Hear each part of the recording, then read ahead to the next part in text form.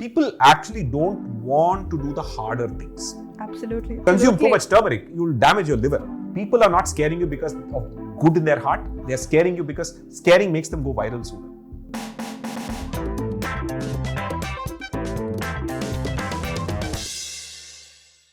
Welcome to episode 5 of Cooked Bytes, where we talk anything and everything about food and more. Today's episode is titled Mythbusters, and I'm your host, Sanjana, the head of Culinary and New Products at Cooked. The person with us today doesn't really need an introduction if you're a food enthusiast or someone who consumes food content on social media. You would have definitely come across the page Masala Lab and the brains behind it, Mr. Krish Ashok. Welcome to Cooked. Thank you. Pleasure. So the topic today, I think, is very close to the kind of content that you do, and you're very familiar with this type of content. But just to kind of get the ball rolling, can we understand a little bit about why you chose to make content specific to busting myths on food, or rather portraying food in the right light? So funnily enough, I was not doing that at all till about 1 year ago. Okay. I wrote the book Masala Lab very deliberately to focus on the science of Indian cooking, because I think art and history and all of that had been written. Science was largely something that only either catering experts or food technologists learned. But I felt that there was a space for home cooks to understand the basic science and simply be more productive, right? Save time, be more creative. Right. And to that end, I wrote the book, and the book did very well. And then my publisher said, you also need to be on Instagram or YouTube, because that's where all the food people are. At that point of time, my social media was only Twitter, right? And even back then, the publisher said, nobody buys anything on Twitter. People just fight. Nobody actually clicks on any link. So you please be there on Instagram. So I created an Instagram handle and started sharing all of this science stuff. Right. What I found was that people were responding not with, oh, this is useful, but no, but microwave will destroy nutrition, non-stick will be poison. And so it struck me that vast majority of people seem to be afraid of all the wrong things. Right. Misinformed and not focusing on the high priority things, right? So a year ago, I said, maybe I should just start making reels just to address some of these myths. And since then, it sort of started doing well. And now, obviously, I just do about 2 reels a week, just addressing the most common myths. And in between, just because I get bored of myth busting, I'll tell some stories about food history and things like that. So that's essentially how this began. So are you someone who consumes a lot of content on social media? Not really.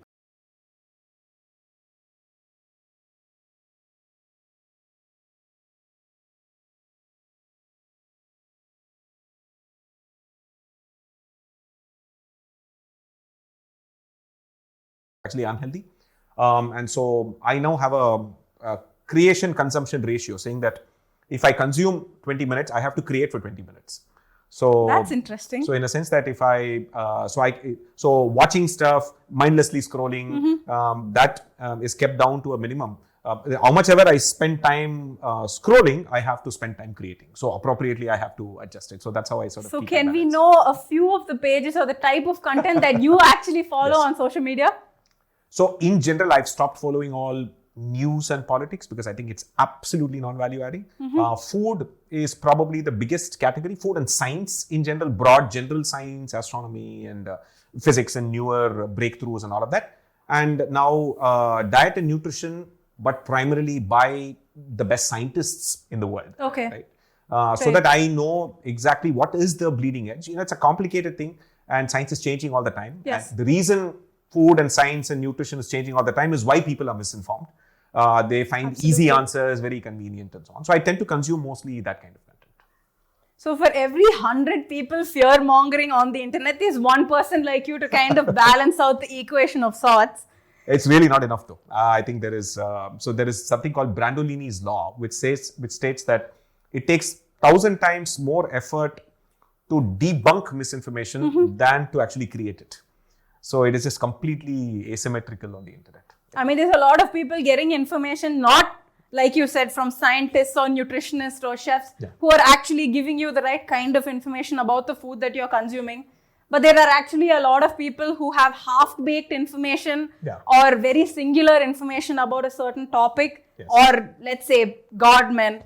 who have their own theories about Yes. the food that you consume, and kind of that's the fear mongering that's actually happening on the internet, right? Yeah, it is absolutely. It's in a sense, this has been a natural outcome of the last 15 years of social media, that people tend to gravitate towards content that they agree with, and the algorithms are good at keep showing you more of the stuff that you agree with, ending up creating these sort of narrow bubbles where people live in that bubble. They're constantly validated.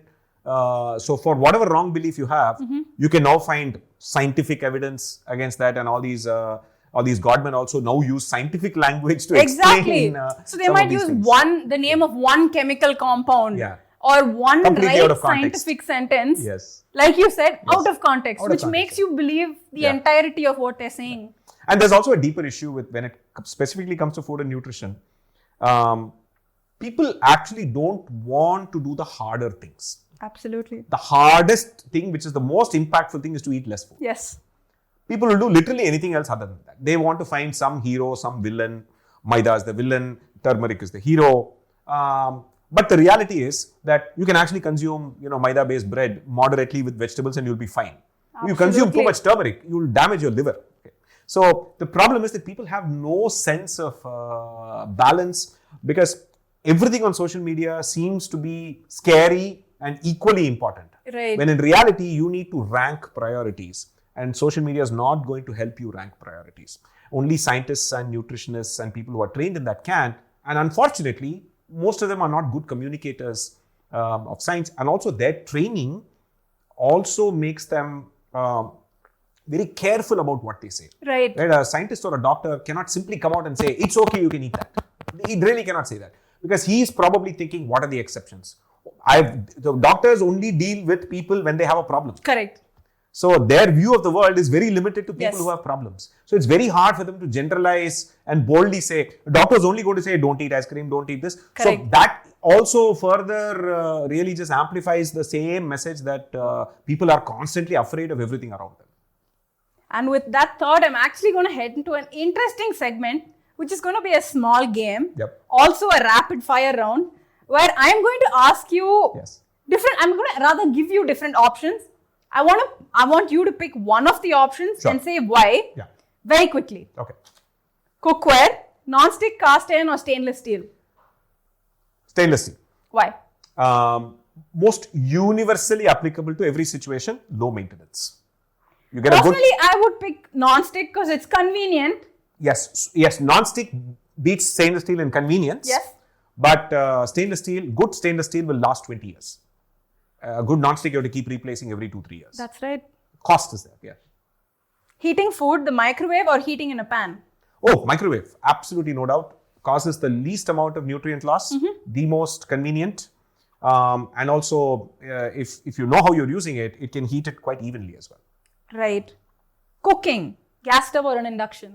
Induction, without, especially as we head towards more renewable sources, largely going to be electricity. If you have solar powered electricity and an induction stove, I think you're completely off fossil fuels.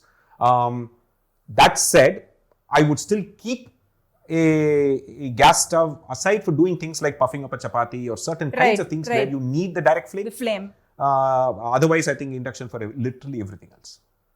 Beverage of choice, coffee or tea? Coffee. Why? Again, this is interesting. Primarily because of conditioning, I grew up drinking coffee. Okay. But again, my wife is a tea drinker for the most part. But now I'm armed with all of the nutrition research that says that the only beverage humans drink for which there is reliable multi-year clinical evidence for it being really good for health is black coffee. Not tea, not any of the other things, but the only thing for which actual serious evidence exists is black coffee. Not milk coffee, not cappuccino and all of that, but just black coffee. Black coffee without sugar. Black coffee without sugar.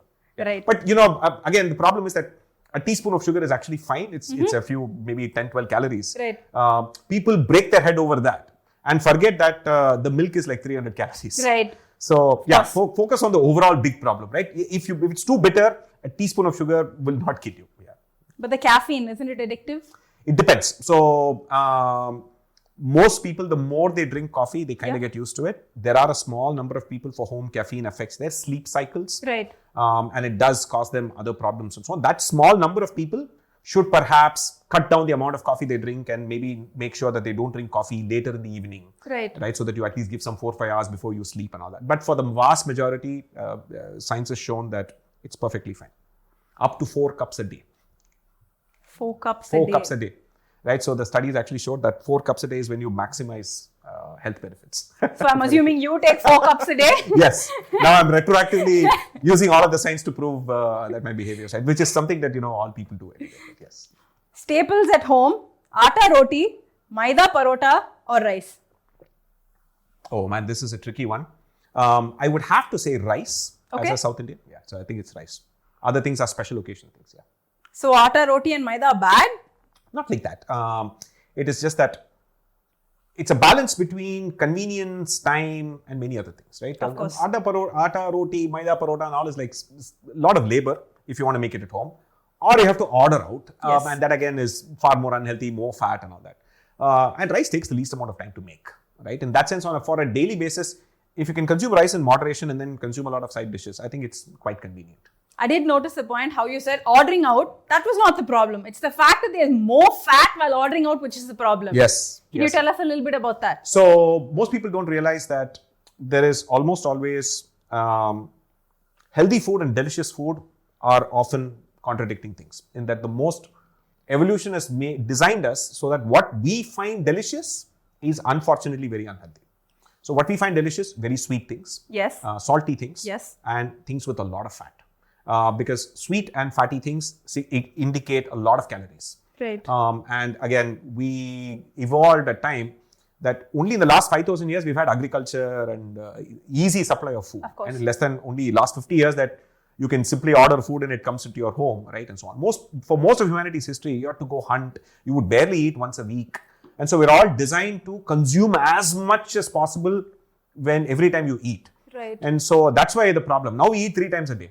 With limited physical activity. With limited physical activity. You don't have to hunt for your food. You don't have to do labor to grow your food. Absolutely. And so on. So that is where the problem is. So that is, and again, the problem is the restaurant industry is not aimed at giving you healthy food. It's aimed at giving you delicious Tasty food, right? yes. And it's not like they're doing it deliberately. If they did not, they'd go out of business. Absolutely. Right. So by the way, everybody will say, I want to eat healthy food, and they will say restaurant food is very unhealthy. The moment the restaurant serves healthy food, they will never eat that. They will just simply go to the restaurant that serves them the 1 tablespoon ghee parota, right? Yeah, that's what they will do. I mean, you want to go out for a better experience and a better tasting experience most of the time. It is an indulgence. People have to recognize that delicious food is an indulgence. Absolutely. And if you treat it as a staple, and if you expect every three of your meals to be delicious, then you have a problem. But it's also a perception thing, right? Yeah. What I cook, I might not find delicious, but what mom cooks, I might think is vastly more delicious than what I made. Well, it's because the sizable portion of what we think is flavor perception, there is obviously, taste is actually the tiniest part of it actually, right? It's only 20% of flavor perception is taste. Only the 5 taste buds, sweet, salt, sour, umami, bitter and all that, right? And then there are sensations, texture, whether it's soft or creamy or coarse or is it crunchy and all of that, right? And then sensations, nervous system sensations like hot, like your chili heat and things like that, right? Your mint cooling and things like that. 80% is actually aroma. So our noses are the most important taste organ, right? Which is all the different smells. And unfortunately, aromas are very culturally different, meaning that if you grew up in a household where fish was cooked every day, Yes. the smell of trimethylamine is the warm and comforting smell of home. Yes. If you grew up in a vegetarian household, the same molecule is the nasty smell of a fish market and you cannot tolerate it, right? So aromas are very, very culturally unique. The smell of mustard oil is for a Bengali person, the smell of home. For everyone else, super pungent and intolerable, Yes. right? So this is what. And the other thing is that the other aspect of how we actually store flavor memories is the context of who's cooking, who's serving, Absolutely. the environment. Why chaat tastes better on the street and not in a 5-star restaurant, even though the person cooking it might be a fantastic chef and is probably using better quality ingredients than the street fellow, Yes. is that chaat, the experience of the street, the sweat, the conditions and all of that is part of that experience. Likewise, your mother's sambar, the big portion of the flavor of the sambar is the fact that your mother is making it. And that's why nobody else's sambar or dal can actually replace, or a fish curry cannot replace that. And so that's why most people's opinions about food, strangely enough, are not generalizable at all. You can't be objective about food at all. So in fact, my most controversial take is often that food reviews are useless. Restaurant reviews. You want to find out which restaurant is good or which place is good, ignore all the negative comments. Focus only on the positive comments. And then you see the number of earnest, non-paid for positive comments and judge whether you want to go there, because negative comments purely indicate that the food didn't meet that person's idea of nostalgia. Right. It's very, very relative. Yeah, right, exactly. And so, for example, there's a fantastic place I go very regularly to eat. They have some best pongal in Chennai, right? At least my opinion, right? Now, it has a very low rating on Google because all the comments are by North Indians saying that too many green chilies in the pongal, right? Now again, South Indians like their food hotter, yes, right? And North Indians do not. So it's a cultural preference. So they expect that it's going to taste exactly like a how khichdi. they had it. They had it, yes. And khichdi, and it's very more ghee heavy, not very ginger and chili heavy. And here the chilies and ginger are mixed along with the paste, so it's like super both aromatic and like slightly spicy. Right. And I like it, right? So most food opinions are completely subjective. Also, food opinions can now be bought over. That's another thing. Absolutely. In a social media era, yeah, it's very much there as well. Yeah. Is there also a reason why if I cook my own food, because I'm constantly smelling it, is why I don't think it's as appealing as when I get a different aroma that's probably made by someone else? It is very much. So we are actually in a weird way, like for the same reason, people cannot smell their own body odor. Yes. Because our system is tuned to ignore our own smells. Because otherwise we'd be overwhelmed. Right. It cannot be a distraction. Right. But we are sensitive to others because, again, it could be markers of infection or any other thing. So we are sensitive to other smells, right? And so the same thing applies. So over time, if you get so familiar with the smells around you in your own kitchen, yes, you're not going to find it interesting. So novelty for a lot of people is only when they smell something new, or more importantly, when they smell something really deeply familiar. Right. And, so the whole nostalgia aspect nostalgia of thing actually also comes in. Vast majority of people seek out nostalgia in food. Small number of people seek out adventure. Right. Right. So the tiny number of adventure people are the ones who will go and they look at the menu.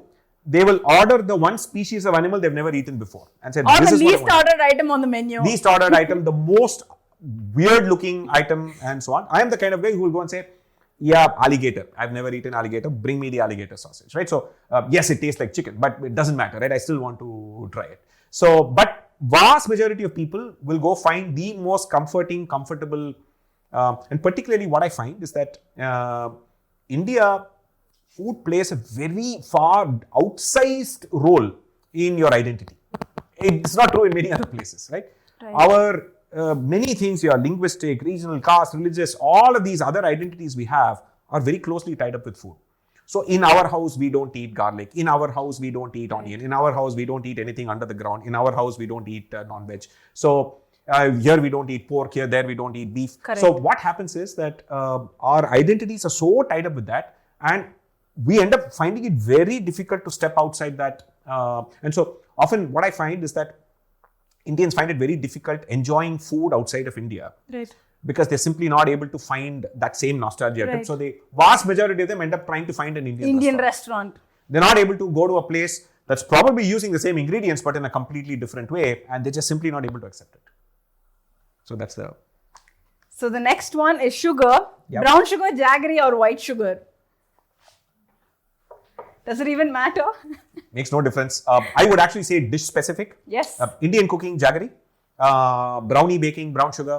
And for everything else, white sugar. I had the exact same thoughts in mind where I would pick the type of sweetener used just depending on the dish and the flavor notes that I'm looking for. What you're looking for. That's all there is to it, yeah. Salt. Table salt, pink salt, Himalayan salt, sea salt, desert salt. Most part, table salt. Okay. And I actually want to tell everyone who's listening, particularly the vegetarians, be very, very seriously concerned about where you're getting your iodine. Okay. If you're a vegetarian source, iodine doesn't come from vegetarian sources. You need to eat fish or egg or any of these other meat-based sources to get iodine. And the reason why we started iodizing salt is because India had a serious iodine deficiency problem, and that's a serious problem for kids. So in all your fanciness with pink salts and all of that, please make sure that it is iodized. There are brands of pink salt that are iodized now. Yes. But please, really, so don't take this risk. For most of your uses, just use table salt, which is iodized. And then for your special occasion dishes, use whatever fancy salt. Modern sea salt. Sea salt and, that sort of flaky. So if you want to do that Turkish stunt and all that, you can do all of those fancy salts. But please, please use table salt. So there are millions of people who are actually getting a lot of their information on social media. Yeah. And what do you actually think about getting food, especially food content? Yeah. So what are your thoughts on actually getting information that you find on social media and utilizing that into your life? No, it is amazing because on the one hand, social media has been the single greatest creative liberator of food content. I can now find a Kathiawadi recipe for a very rare item and I can find a video on YouTube for it, right? I mean, it is just remarkable. Even a northeast fermented bamboo, some dish, I can find a YouTube video for it and that is remarkable. 10, 15 years ago, very hard. I have to go find a specific book that may not be on sale and all of that. I think food content per se, I think is just the most amazing place. At the same time, the very same thing that made it the best place for food content has made it the worst place to get diet and nutrition content. Because in India, you cannot disassociate cooking and food from diet and nutrition. Absolutely. And because at least in this part of the world, food is medicine and there is a system of belief where the idea that if you eat right, that you will prevent disease. And I think that's a fantastic idea, right? So the Ayurvedic idea that if you eat right, you can prevent diseases is a fantastically forward-thinking idea. But a lot of modern day quacks end up using that to make like random outlandish claims. Yes. And because traditional scientists and doctors are not able to debunk that with the kind of passion that these guys put in actually creating that misinformation, I would actually say focus on getting information that helps you be more creative on social media and please ignore all scaremongering content actually. Because people are not scaring you because of good in their heart. They're scaring you because scaring makes them go viral sooner. Right? And that's just really the very simple way of looking at it. So can you give us an instance where the type of content that you put out either on your social media page or previously on your blogs yes. or also in your book Masala Lab, how that actually transforms someone's life for the better? So I know this is going to sound very pompous and so on, but I think the reason I keep ignoring all the needless negativity and the stuff that comes with being popular on social media, particularly when you say myth busting and all that, right? And especially when you sometimes say something that people see as being critical of some traditional belief and all of that. What makes it worth it is the fact that I've been relentlessly pro-convenience, saying that if you do not prioritize convenience, you cannot eat well, right? If you make your life difficult, if somebody tells you that you have to make everything fresh, trust me, you're not going to eat. It's not sustainable. It's not sustainable, right? I mean, either you're going to create a system where either your mother or a wife or someone is going to have to slave at home to meet your random needs that everything has to be fresh. You're dependent on someone. Yes. Either that, because the people who believe in these things rarely cook actually, right? So in general, I think the most most pleasurable moments have been when young people would often tell me that, I recently got married and my mother-in-law would not let me use the pressure cooker. And then I showed her your video. And then it has taken me some time, but she's eventually now accepted that it's okay to use pressure cooker for dal. Can you imagine that, right? And this is, it is way more inefficient. Yes. And waste a lot of energy. Yes. You're going to spend more money to absolutely no benefit. Right? Pressure cooker is good, really, really good at doing what it does at half the amount of energy and half the amount of time. And it's a headache that you can just remove. You have to constantly watch what's happening on the pot. And this is just, especially now with electronic pressure cookers. You can set the timing and just forget about it. And then once it's done, you just take it and use it in your dish, right? And it just changes the workflow, right?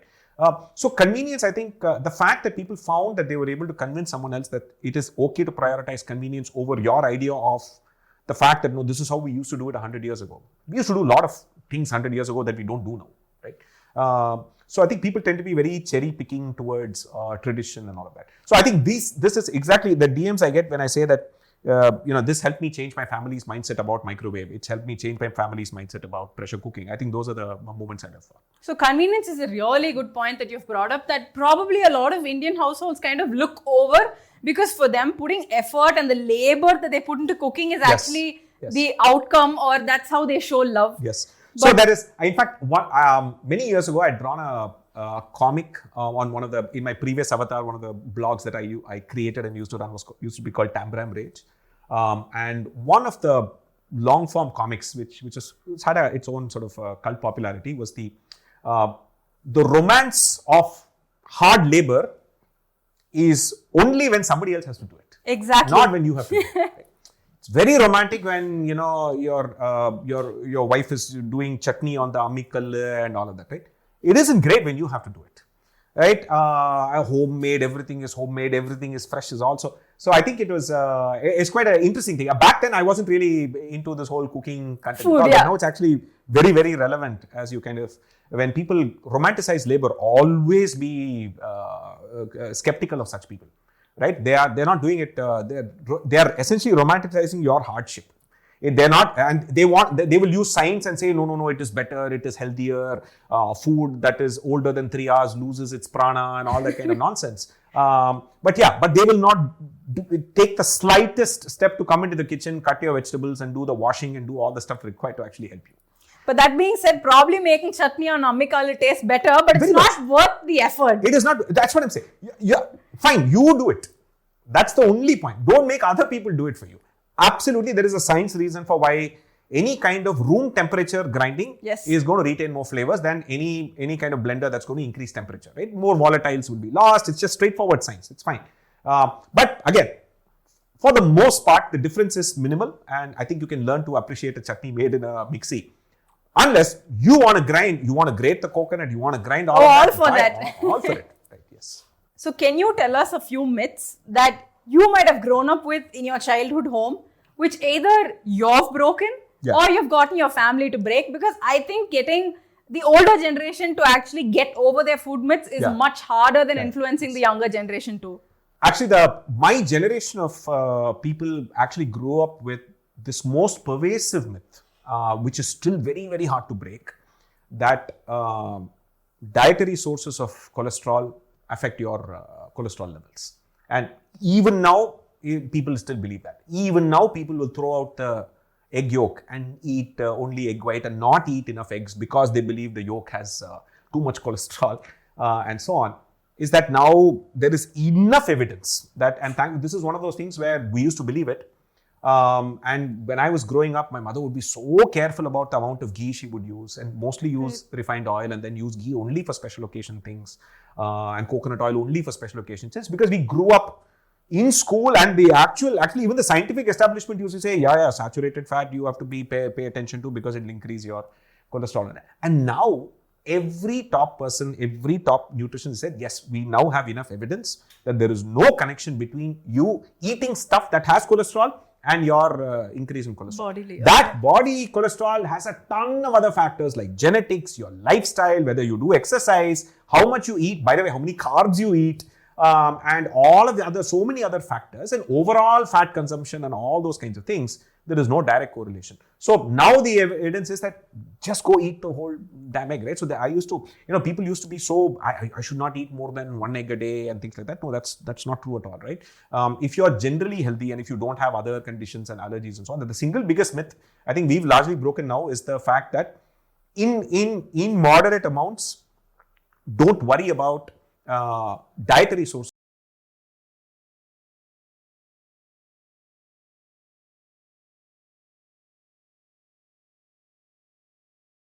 If I cut out that villain, everything will be fine. The problem is that the West now has 30 years of data to show that being on a low-fat diet has increased obesity. That's the real funny thing, right? So they now recognize that, the culprit is carbohydrates. The irony. Right. Now we actually, it's not like you can suddenly eat a lot of fat, but I think the whole idea is to overall eat less food, but don't really worry about singular things at all, right? Yeah. But then that being said, like in a diet, there's always a few things that are made heroes and few things that are made villains, like good fats and bad fats, good carbs and bad carbs. Yeah. I mean, very, very, very, very. The other problem is that every individual reacts differently. There are so many nutrition studies that simply cannot even be published because they ended up testing it on 100 people. Exact same diet worked differently on different people. because of their genetics, because of many other factors. Even when they control for some factors, they said, no, these people will try and we will make them do the same amount of physical activity. We'll try and find people, we'll do the studies on twins, which by the way are supposed to react exactly alike and so on. Even then, you find that people react differently to different foods. For some people, a high-fat diet is okay, right? In fact, at the extreme end, people who live in north of Canada, like in Alaska and all of that, their diet is entirely saturated fat and protein. Right. In fact, they just eat whale and seal, and that's it. No vegetables in their diet also, right? Because there are no vegetables, there's no agriculture there. The condition calls for that. Right? Yes, it's possible they may have a genetic ability to actually do that. I'm not saying everybody can now suddenly sit and only eat red meat and be healthy. It's not going to be true. But in general, recognizing that everyone is different and you need to observe what works for you. You need to observe in and around your family what people tend to respond to well, because that's likely to be far more true for you because of the way Indians tend to marry only amongst their community. So we're all genetically inbred in that sense, right? So the things that run in your family, you can be certain that it's going to apply to you, right? And then you observe what works for you and then tailor your diet to this work is very similar to even consuming medicines, right? Medicines act different ways on different people. Exactly, yeah. So it depends on multiple other things apart from just you as an individual. Correct. Like you said, it has to do with genetics. It has to do with the way your body is engineered. Exactly. See, and remember that your audience should also know that medicines, right? As hard as it and everyone's bodies react separately, a medicine is still one specific molecule. Right? So, over years, I can, on rats and on human beings and all of that, test whether or not it works for you. Right? I can tell you whether, yes, of course, there may be variations. Some people react differently, but broadly, at an aggregate, I can tell you whether it works or not because it's one molecule. That's not how food works. Food is a ton of things. And your lifestyle, and you never eat one ingredient either. Right? You don't just, turmeric itself has thousands of molecules. And then turmeric is not eaten by itself. You're eating it with a ton of other food and all of that. So the problem is that whenever somebody comes and says, this, if you do this and turmeric with water, you will have some magical things. The obvious question should be, how are you going to test that? There is no way, right? Even if you force feed a rat turmeric for 30 days to see what would happen, even then you can't isolate it because turmeric itself has so many compounds. But that also you're microdosing by having like a small half teaspoon of turmeric in one glass of milk. Right. See, 500 milligrams of turmeric has like 1 milligram of curcumin, which is that magical thing, right? How much turmeric are you using? 500 milligrams of turmeric? No way. You won't be able to eat the food. You won't be able to eat it. It will be toxic, right? Spices, people forget that spices are defense chemicals produced by plants to protect themselves from insects and microbes. At a large enough dose, they are toxic to you. We're just large, right? At a small enough dose, they're aromatic because they're volatile, and so we use them as spices. But at large enough dose, literally everything. My favorite example is nutmeg. I was just going to bring in 5 nutmeg. 5 grams is a toxic dose. Of course, it's going to be bitter and nasty well before you get to 5 grams. But yeah, so the point is that every spice has a dose above which it is cloves. Like you said, it's enjoyable. Nutmeg is then hallucinogenic. Yes. And then beyond that, it becomes toxic, right? It's enjoyable, hallucinogenic, sick, and dead. So this is basically, by the way, this is true for most spices. Eugenol, which is clove oil, right? You know, people who use it for toothache and all that, right? Above a certain gram dosage is absolutely toxic. Absolutely toxic, right? So I think, people sometimes forget, right? You know, you're not supposed to, those are meant to flavor your food. Right. Right? Yes, the compounds they bring are overall good for you when they're added to food. Not when you take them in isolation and add it to water and drink it like 3 times a day. 3 times drinking turmeric water a day is just going to thin your blood. That's all that's going to do. So with that, we're going to again move on to another fun segment to lighten things up a bit. And this segment is going to be called BS or not. Okay. So as the name suggests, I want you to call out BS. Yes. If it's BS, tell us why. Yes. If not, it's pretty straightforward. Yeah. Frozen vegetables are mostly fresher than market vegetables when you live in a city. True. It's absolutely true. Is it perfectly safe to cook in a microwave? Yes. Jaggery is much better than sugar. BS. Why? It is just sugar. In fact, the purer the jaggery, the more sugar it has. And the impact on your body is exactly the same. So your body can't tell the difference between sucrose that comes from jaggery, white sugar, brown sugar, demerara sugar, whatever, honey, agave syrup, maple syrup, all the same. Brown eggs are better than white eggs. BS. The color of an egg has to do with the genetic variety of hen, nothing to do with what is inside. So the nutrients are exactly the same. Exactly the same. Eating atta regularly is okay. Eating maida in moderation is also okay. Absolutely fine. Washing chicken before cooking removes bacteria and makes it safer to eat. No, BS. In fact, in general, you should, when you wash meat, all you risk is spreading all of that bacteria all over your kitchen. So the safest way to kill bacteria is with heat, not by washing. So in general, just cook your meat, you'll be fine. So there's nothing you're not going to wash away bacteria and somehow increase that. Just make sure, in any case, you should cook your chicken up to like 65, 70 Celsius anyway to be safe. And once your temperature is above 50, most bacteria die anyway. So that's what you should be doing. That being said, in our kitchen itself, I can say that there's a lot of mixed opinion on this, where some of us wash it, some of us don't.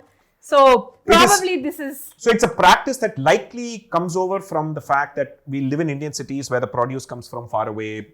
We don't know how dirty it is, and we also... there's a lot of dust in this part of the world, and the pesticides are sprayed on vegetables and all that. Right. So in general, I think the ritual and habit of just washing anything is just ritualized, right? So it is just that it is hard for people to make an exception, but I would say for meat, please make that exception. You're not really doing anything. If anything, you're spreading all of that live bacteria all over your kitchen, which is much harder to sanitize, right? Food you're going to heat, right? Your kitchen is not going to be heated and sanitized. So the bacteria is going to stay alive. Yeah. So that could probably spread by touch, by you putting it on other things, on raw vegetables. Into salad, right? It's going to get into your salad. That's what's going to happen. Yeah. Wooden cutting boards are not as clean as plastic cutting boards. Partially true. Wooden cutting boards end up having grooves that over time could then harbor bacteria. You may not wash it very well and all that. Good quality plastic in generally is easier to wash very well because plastic does not react and stick to many things. Right. So in general, I would say, it's a bit of both, but I would simply just go with plastic if convenience is more an important thing. Wood is definitely more expensive. Yeah, wood is more expensive. Yeah, less weird, no? In the sense that recycled plastic can sometimes be more sustainable than chopping a new tree. Yeah. To burn more fat, exercise on an empty stomach, and also the diets are the only way to lose weight. Not true. I think. Sorry. Come again. Could you say that? To burn more fat, exercise on an empty stomach, and diets are the only way to lose weight. That is true. Yes. You cannot lose weight by exercising. You can only lose weight by reducing the amount of calories you take in. A calorie deficit. Calorie deficit. And when you exercise on an empty stomach, chances are that your glucose and glycogen reserves are depleted. And so that exercise that you do early in the morning before you eat breakfast is going to be the most effective exercise from a fat loss standpoint, because at that point, all the energy you're using is coming from your fat, likely coming from your fat, right? Again, varies by individuals. Different people lose their glycogen levels at different points of time. All of that is there. In general, exercising on an empty stomach, again, not recommended for everyone depending on your fitness levels and all of that. But if you're someone who's generally fit, who's pretty athletic and so on, you'd find that exercising on an empty stomach actually gives you far, far better results. Of course, but that being said, doesn't make exercising at any other time of the day less effective. Absolutely. Exercise. See, again, I think people have to look at exercise as exercise should not be something that you do because you want to look good now, which is fine.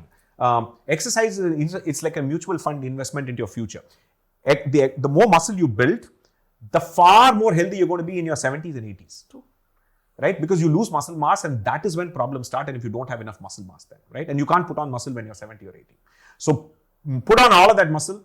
And particularly, somehow in India, there is this idea that women must not put on muscle. Oh yeah, and especially protein content. They say that women mustn't consume whey protein. Which is nonsense, right? Just because you eat whey protein, you're not going to put on muscle. You have to fatigue the muscle, damage the muscle, and then your body will rebuild the muscle. Right. That's how. And genetically, very, very hard for women to do that in general, right? And so therefore they go on like protein deficiency is a far bigger problem in women in India than in men. When protein deficiency is generally a big problem in India, even amongst meat eaters, because our per capita consumption of protein is very low. Carbs are much higher than protein consumption. The typical Indian meal is just carbs, and carbs, right? And then people also believe dal is mostly protein. It's not. It's mostly carbs, right? Yes, it's great. It's very healthy, resistant starch. You should eat more dal than rice, right? But to assume that it is all the protein you need is quite silly. Carbonated drinks will kill you. Sugary carbonated drinks, very much yes. As a follow-up, drinking alcohol kills you. Absolutely. It is it's quite funny actually. The recent circus around aspartame being a possible carcinogen, right? Alcohol is a class 1 carcinogen. This is 2B means there is no evidence. Very little evidence. Maybe we tested it on rats and some crazy high doses. There was shown to be a slightly increased risk of cancer. No human test of any kind is class 2B.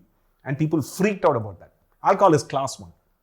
So yeah, so it is. Isn't that just more of a propaganda then? Yeah, it is just advertising, right? And also it's a cultural thing, right? And many cultures, and also see, alcohol is just simply a natural byproduct of agriculture, right? If you grow crops, if you grow cereal grains, some of them are going to ferment, and you're going to get alcohol. You're going to get beer. You're going to get alcohol, right? And fruits will ferment into alcohol. When you make bread, you are making alcohol, right? So bread has like 1% alcohol, right? But people don't realize. Even your yogurt and idli have a 0.5% alcohol. Your ripe banana has 0.5% alcohol. As it becomes fruitier and fruitier, that smell is actually alcohol as well. So, but yeah, that's fine. That level is fine. Your kidney, your liver will take care of it. But yes, sustained drinking of hard liquor of any kind, absolutely. Veganism saves the planet. Absolutely not. Complete BS.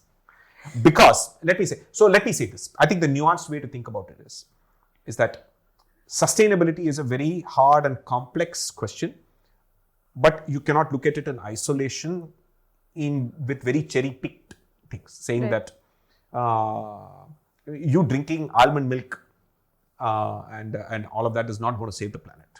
Let's be absolutely honest. The second thing is that you can't change people's eating behaviors overnight. Right? You can't tell someone whose culture and where they live and what they do is predicated on eating meat to suddenly say that what you're doing is immoral, it's cruel and all that nonsense, right? Accessibility is also a factor. Right. And here's the other really brutal, honest truth for India, right? A lot of vegan activism in India takes data from the West and applies it to India. Right. They never use data from India, which is really strange. 74% of all greenhouse gases in India come from the energies which is your cars, driving cars and trucks, and your electricity from natural gas and coal and all the rest of that, fossil fuels. That is 74% of greenhouse emissions in India are from that, not from food. 14% is from agriculture. Cooking will never be the same anymore, only better. Head to shop.cooktv.com to get the cooked recipe mixes. Get it immediately. So the one thing that we cannot agree on is that yes, everyone around the world must consume more plant-based food. There is nothing controversial about that. Taking this hardline approach that you must not consume anything from an animal is completely misguided, right? For starters, it's going to cause serious protein deficiencies among the poorest people in the world, right? Your artisanal hipster person living in Bombay, Bandra and Bangalore can sit and eat plant-based meat and avocado and all of that. That's really not. And that's not can food. Actually afford to buy supplements to supplement their diet. Can afford for vitamin B12 and all the other things that you'll end up because you're not going to get that from plant-based sources, right? So I think it is very expensive at that. I am all for. I think if there are serious people who are able to say, here is how you can make your diet more plant-based, and I can give you recipes and I give you methods by which you can reduce your consumption of animal protein. Right. I'm fully behind that. And I actually, the vegan folks that I follow on Instagram are all people who focus on that and not on judging what people eat. They're like, it really has to be about eating half the meat that you do this week than the last week is a win for the planet. Right. That's great. And you help me do that, right? Rather than sit and go comment on people that, this is cruelty. Did you know that they are killing? Like all that is just completely. Most of the people who actually you see have converted to veganism have done so by watching a single video. One documentary on Netflix, completely out of context, all made in the West, nothing to do with India, right? None of them. For example, how many people know that the greenhouse gas footprint of the meat industry in India doesn't even register because people don't consume that much meat. The per capita consumption of meat in India is like 10 times smaller than the US, right? And the West. The beef industry in the US contributes to 25% of their greenhouse gases. Right. In India, it doesn't even register, right? And people will still say that beef is unsustainable and mutton is unsustainable. Yes, big picture, yes. But as I said, no, ethically speaking, it is first important to feed people nutritious, balanced food. Right. If you cannot do that, you're an unethical society. Once you do that, your next level goal is, I want to be able to feed people sustainably. Right.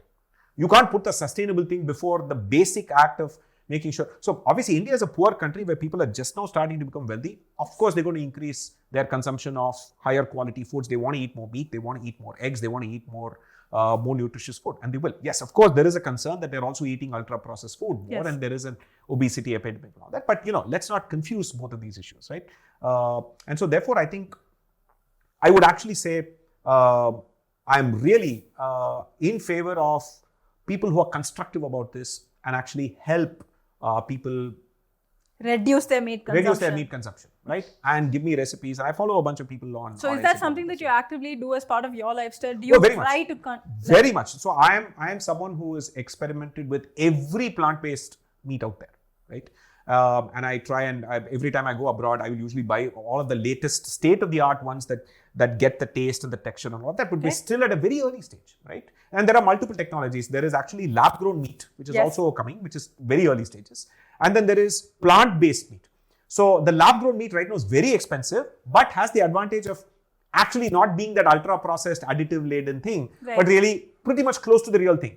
Except that it didn't come from a complete living animal. Yes. Right? You didn't have to grow that entire thing and all of the carbon footprint and the cruelty and the slaughter and all that involved. You literally just grew it from muscle tissue and stem cells in a lab, right? But it's very expensive right now. But plant-based meat probably has a role to play in supplementing what you eat and so on. But it's very, very hard to replace an egg, for example. It's one of the most single amazing ingredients. And I still think it's possible for poorer countries to have sustainable poultry farming where it's not, caged stuff and all that, and really do that as well, right? And don't just throw the, baby out with the bathwater. So that being said, we come to, end this round. So this is the end of the first episode. Hope you all liked it. Subscribe and follow us wherever you're listening to our podcast and wait for the next episode.